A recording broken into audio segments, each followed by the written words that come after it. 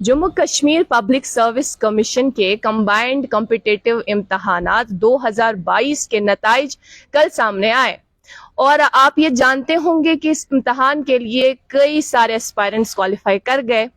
पहले 10 टॉपर्स जो रहे उनमें से 3 टॉपर्स यानी फर्स्ट, सेकंड और थर्ड वो तो जम्मू से ही रहे, लेकिन जो फोर्थ टॉपर है और कश्मीर के पहले टॉपर है वो यहाँ इस वक्त बराह रास्त हमारे साथ मौजूद है।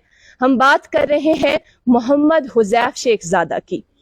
आपको सबसे पहले बहुत बहुत मुबारकबाद। Thank you so much. जाहिर सी बात है कई सारे लोग जो इस वक्त आपको देख रहे हैं उनमें वालिदैन भी है, उनमें कई एस्पायरेंट्स भी है। जानना चाहते होंगे कि हुजैफ का सफर कैसा रहा। मेरे ख्याल से अगर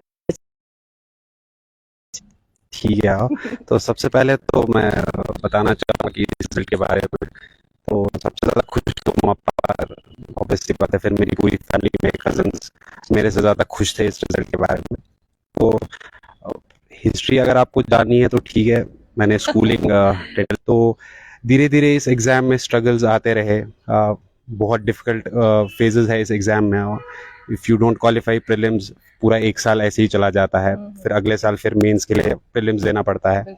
बट इस एग्ज़ाम में जो सबसे बेसिक चीज़ है जो इस एग्ज़ाम को पार करने के लिए चाहिए एक एस्पिरेंट को, वो सिर्फ हार्ड वर्क नहीं है, वो करेज है, वो डेडिकेशन है, उसको टाइम देना है इस एग्ज़ाम के साथ, क्योंकि ये एग्ज़ाम ही इसी तरीके से बना हुआ है कि you have to give time to it. Otherwise अगर आप पहले से ही अपने ग्रेजुएशन टाइम में अगर आप थे इस सब में, आप आर्ट्स वगैरह थे, आप न्यूज़पेपर वगैरह पढ़ते थे, तो then you will take less time. But majority of the people, almost 90% of the aspirants after graduation ही स्टार्ट करते हैं सिविल सर्विस प्रिपरेशन। तो मेरी एडवाइस उनके लिए यही रहेगी कि बिल्कुल यही कि निराश ना हुई है, ये एग्ज़ाम ही ऐसा बना है। मैं खुद इस एग्ज़ाम के फेलियर्स मैंने देखे हैं। मैंने लास्ट ईयर भी इंटरव्यू दिया था, मेरा क्वालिफाई नहीं हुआ था, तो but I did not give up. मैं देता रहा एग्ज़ाम में, यूपीएससी देता रहा हूँ, मैंने प्रीलिम्स दिए हैं, मैंने मेंस दिए हैं।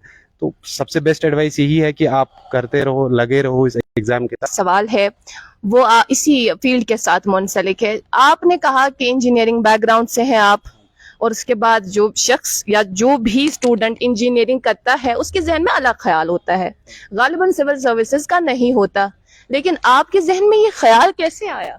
देखो, ऐसा सच तो मेरे जहन में था नहीं, और नहीं बीटेक के टाइम पे तो नहीं था एटलीस्ट। अच्छा। उसके बाद मैंने जब जॉब किया तो मैंने 4 साल जॉब किया, तो मुझे लगा कि ऐसा कुछ करते हैं अलग सा, और जिसमें हम लोगों के साथ ऐसा काम हो कि जिसमें लोगों के साथ इन्वॉल्वमेंट हो, ज़्यादा काम ना हो। तो अचानक से प्लान बना के सिविल सर्विसेज करने का, ऐसा कोई मोटिवेशन नहीं था, कोई डेडिकेशन नहीं था ऐसा सिविल सर्विस करने का। तो अचानक से प्लान बन गया। बट एक बार जब प्लान बन गया तो इस एग्ज़ाम की एक अच्छी खुसूसियत ये है कि जब आप पढ़ते हो तो आपको पढ़ने में भी काफ़ी मज़ा आता है। तो जो एस्पिरेंट ये एग्ज़ाम क्वालिफाई भी नहीं करते हैं तो they are very much knowledgeable persons. तो इस एग्ज़ाम का वही एक फ़ायदा है। But then eventually everyone wants to taste success, तो वो टाइम के साथ आ जाता है। आई थिंक आप टाइम लगाओगे, आप टेस्ट सीरीज लगाओगे, आप आंसर राइटिंग प्रैक्टिस करोगे, तो डेफिनेटली ऐसा नहीं है कि आपको सक्सेस नहीं मिलेगा। But you need some luck, definitely ऊपर वाले की मर्जी होनी चाहिए आप। लेकिन मेरे हिसाब से if you do the hard work, अगर आप इस एग्ज़ाम को टाइम दिया, आप 2 साल, 3 साल, 4 साल इस एग्ज़ाम के साथ रहे, तो इंशाल्लाह मुझे लगता है कि हर एक एस्पिरेंट के लिए अच्छी बात होगी। ही विल टेस्ट सक्सेस इंशाल्लाह। क्या ये पहला अटेम्प्ट है आपका इस? नहीं, मेरा दूसरा अटेम्प्ट है ये। मैंने लास्ट अटेम्प्ट दिया था, मैंने इंटरव्यू स्टेज तक गया था, तो मेरा इंटरव्यू स्टेज में क्वालिफाई नहीं हुआ था। बट मुझे पता थी कि थोड़ी सी शॉर्ट कमिंग्स रह गई थी मेरे कुछ पेपर्स में, तो वो मैंने इंशाल्लाह इस अटेम्प्ट में कोशिश की ठीक करने की। तो बहुत ही अनप्रेडिक्टेबल एग्ज़ाम है, मैं एक्सपेक्ट भी नहीं कर रहा था कि रैंक 4 आएगी। एक्सपेक्ट था कि थोड़ा बहुत रिजल्ट में, मतलब लिस्ट में नाम आ जाए, but rank I was not expecting like this.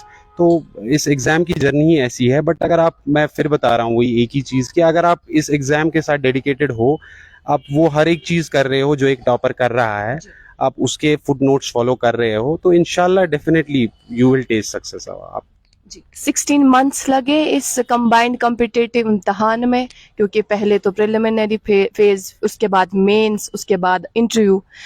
आप हमें ये बताइएगा, इंजीनियरिंग में जो आपके सब्जेक्ट्स है वो अलहदा, लेकिन कंबाइंड कॉम्पिटिटिव एग्जामिनेशन में आपने कुछ अलग सब्जेक्ट्स तो चूज किए होंगे। कौन कौन से सब्जेक्ट्स रहे आपके? ठीक है, मेरा ऑप्शनल सब्जेक्ट पॉलिटिकल साइंस था। अच्छा। तो रीज़न सिंपल था, प्लेन था। बीटेक वालों को वैसे भी आर्ट्स के सब्जेक्ट्स के बारे में बहुत लिमिटेड नॉलेज होती है, तो पॉलिटिकल साइंस का रीज़न ये था कि वो जीएस के साथ सिलेबस बहुत मैच करता था।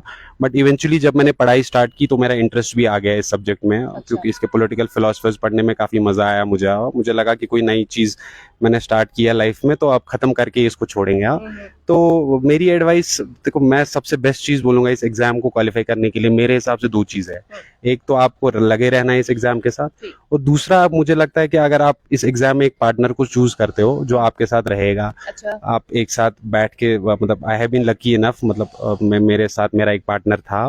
तो अगर आपको ऐसा कोई पार्टनर मिलता है जो आपको इस जर्नी में सपोर्ट करेगा, और वो बहुत नेसेसरी है। और फाइनली आपके पेरेंट्स का सपोर्ट भी चाहिए, क्योंकि मैं एग्ज़ाम क्वालिफाई नहीं कर रहा था, मेरे प्रीलिम्स कभी नहीं हो गए, कभी मेंस क्वालिफाई नहीं हो गया, लेकिन कभी भी मुझे फैमिली का कोई प्रेशर नहीं आया था मुझ पे आवा। मेरे कज़न्स ने मेरी बहुत हेल्प की है, बहुत बहुत ज़्यादा है। मेरा एक कज़न अबरार है, और डेफिनेटली मतलब आई रिमेंबर कि मेरे प्रीलिम्स क्वालिफाई नहीं होते थे, मेरा मेंस क्वालिफाई नहीं होता था, तो he was the one person I used to look upon.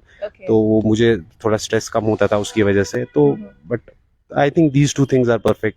Mains में आपकी क्या स्ट्रैटेजी रही, किस तरह के आप आंसर्स लिखते रहे? क्योंकि इस हवाले से भी अलग अलग लोगों के अलग अलग नोशंस हैं। कुछ बोलते हैं इस तरह से लिखना है पेपर, कुछ कहते हैं कि इस नोयत का होना चाहिए। आपकी क्या स्ट्रैटेजी रही? देखो, पहले तो सिंपल सी बात है, पहले जब एस्पिरेंट स्टार्ट करता है आंसर राइटिंग, तो उसका मेन फोकस सिर्फ ये बनता है कि वो क्वेश्चंस कंप्लीट करे, जबकि वो नहीं होना चाहिए। अगर आप पहले 20 में से 10 क्वेश्चन भी लिख पा रहे हो, but try to write those 10 questions at least correct.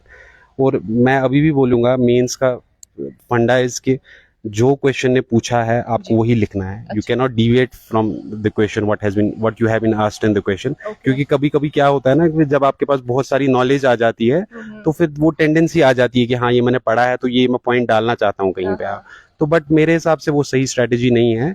एक बेसिक एस्पिरेंट के लिए मैं बोलूंगा कि उसका जब थोड़ा सा प्रीलिम्स सिलेबस कंप्लीट हो जाएगा, he should start writing answers at his home, अपने दोस्तों के साथ इवेलुएट करे, पार्टनर ग्रुप सर्कल बनाए।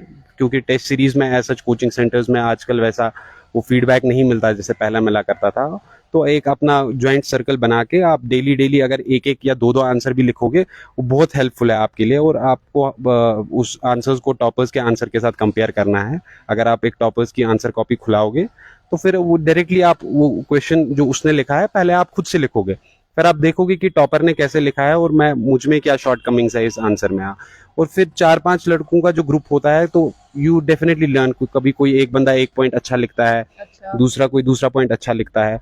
बट आई स्टिल बिलीव कि to qualify this examination, mains की तो आंसर राइटिंग आपको करनी ही करनी है। Without that it's very difficult to qualify this examination. Huzaif, मैं आपसे ये नहीं पूछूंगी कि इंटरव्यू में किस तरह के सवालात रहे, लेकिन मैं ये सवाल आपसे जरूर पूछूंगी कि ऐसा कौन सा सवाल था इंटरव्यू में जो आपको अभी तक याद है, आप कभी नहीं भूल सकते? ऐसे बहुत सारे सवाल थे। मेरा इंटरव्यू मतलब फ्रैंकली स्पीकिंग उतना अच्छा नहीं हुआ था। अच्छा। जो भी मेरा मतलब फाइनल इंटरव्यू था, तो बहुत सारे ऐसे क्वेश्चन थे, मतलब जो मुझे, एक क्वेश्चन आई रिमेम्बर, क्योंकि जस्ट बिकॉज इसरो न्यूज में था, तो दे आस्क्ड मी कि कल्पना चावला की जब डेथ हो गई थी तो उनके रॉकेट में क्या डिफेक्ट था। अच्छा। तो मैंने वो स्पेकुलेटिव आंसर बताया कि उसके रॉकेट में शायद कोई फॉल्ट होता।